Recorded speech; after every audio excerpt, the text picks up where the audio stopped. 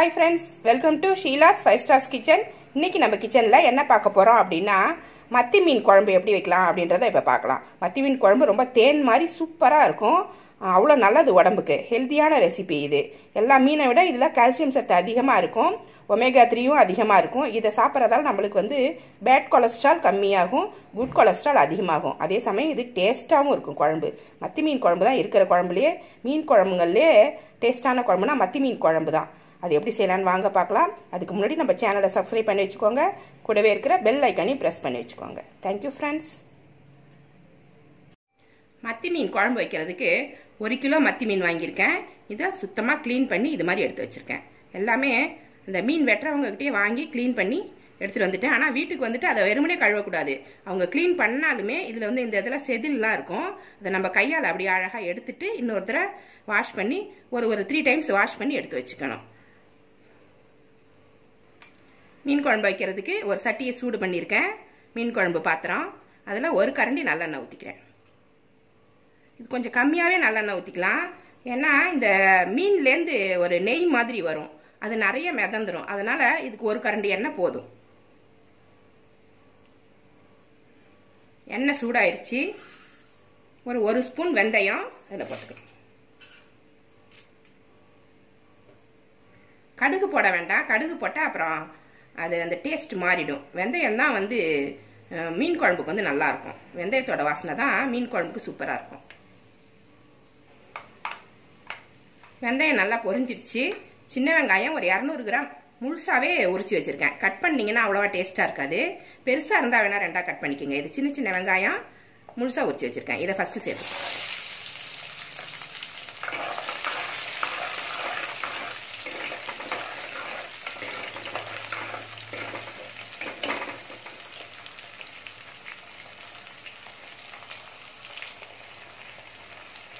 கொஞ்சமா கருவேப்பிலை கொஞ்சம் நிறையவே சேர்த்துக்கலாம். அப்பதான் அந்த மத்தி மீன்ல உள்ள கவுச்சி வாசனை வராது.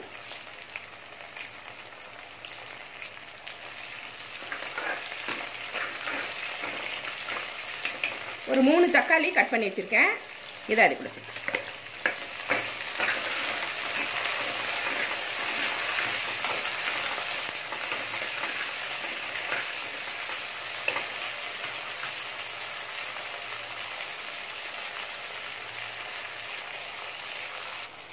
வெங்காயம் தக்காளி எல்லாமே நல்லா வதங்கிருச்சு.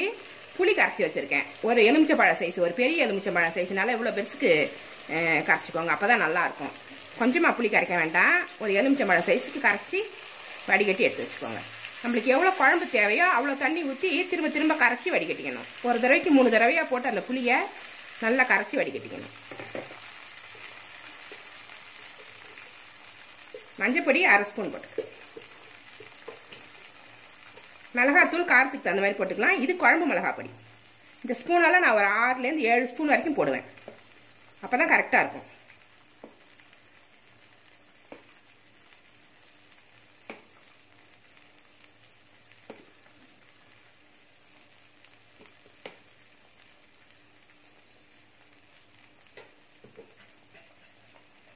உப்பு தேவையான அளவு.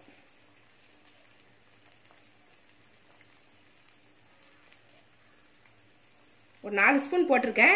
நம்ம கலந்துட்டு டேஸ்ட் பண்ணிட்டு அதுக்கப்புறமா போட்டுக்கலாம்.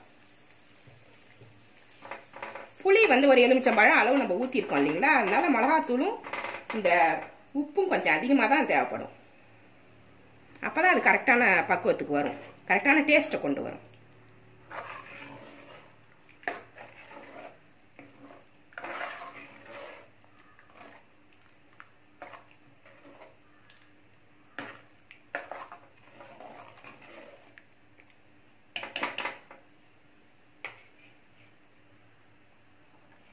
இன்னும் கொஞ்சம் தண்ணி இதில் கலந்துக்கலாம். ஏன்னா மிளகாத்தூள்லாம் போட்டதுக்கப்புறம் கொஞ்சம் கெட்டியாக இருக்குது.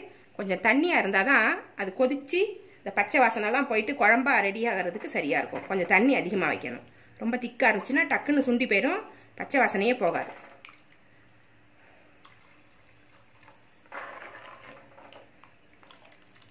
இந்த மாதிரி கொஞ்சம் தண்ணியாக இருந்தால் தான் அது சுண்டி வர்றப்ப கரெக்டான இதுக்கு வந்துடும். டக்குன்னு தண்ணி கம்மியாக இருந்தால் டக்குன்னு சுண்டிடும், ஆனால் குழம்பு டேஸ்ட் வராது. நல்லா கலந்து விட்டுட்டு இது நல்லா கொதிக்கட்டும். நல்லா குழம்பு கொதிச்சிட்டு இருக்கு. உப்பு காரம் எல்லாமே செக் பண்ணி பார்த்துட்டேன், எல்லாமே கரெக்டாக இருக்குது. நீங்களும் செக் பண்ணி பார்த்துட்டு உப்பு பத்தலைன்னா போட்டுக்கலாம், காரம் பத்தலைனாலும் போட்டுக்கலாம். இது குழம்பு மிளகாத்தூள் தான் போட்டு குழம்பு வச்சுருக்கோம். தனி மிளகாத்தூள் 2 ஸ்பூன் போடுறேன். இது எதுக்குன்னா கலருக்காக போடுறேன். இது சேர்க்கணுன்ற அவசியம் கிடையாது. ஒரு கலர் அழகாக இருக்கணும் அப்படின்னா கொஞ்சமாக தனி மிளகாத்தூள் போட்டிங்கன்னா ரெட்டிஷாக நல்லாயிருக்கும் பார்க்குறதுக்கு. அதுக்காக மட்டும் சேர்க்குறேன். இது சேர்க்கலனால ஒன்றும் டேஸ்ட் எல்லாம் மாறாது, டேஸ்ட்டு சூப்பராக இருக்கும்.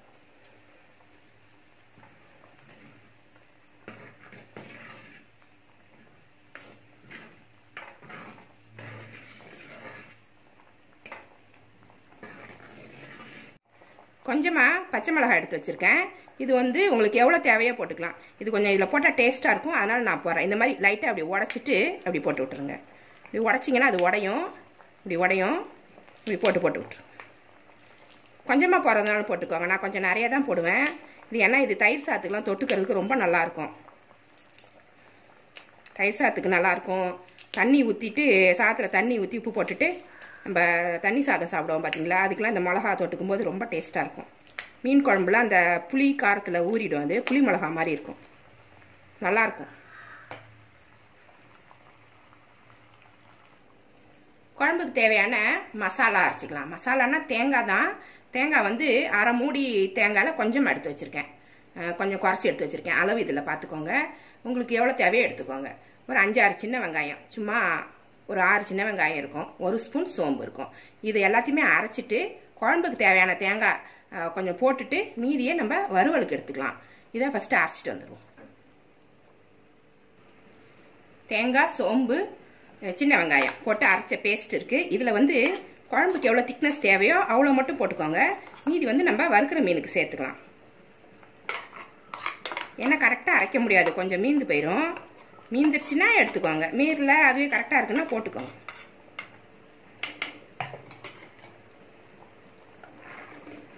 தேங்காய் போடாத குழம்பு கொஞ்சம் நல்லா இருக்காது. தேங்காய் பிடிக்காதவங்க போட தேவையில்லை. தேங்காய் போட்டிங்கன்னா நல்லா ஒரு தித்திப்பாக நல்லா இருக்கும் குழம்பு.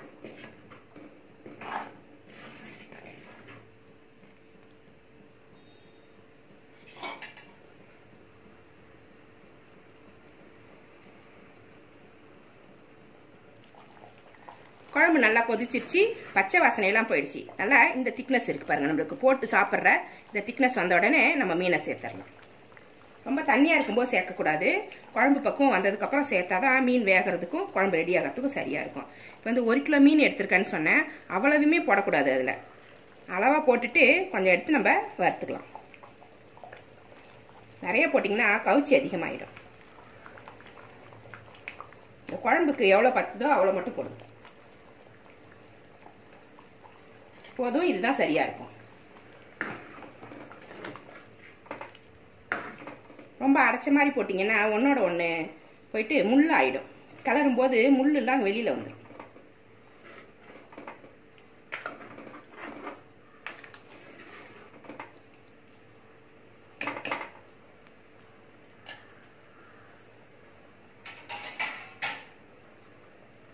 இது ஒரு 5 நிமிஷம் மூடி வச்சு வேக வச்சிரும்.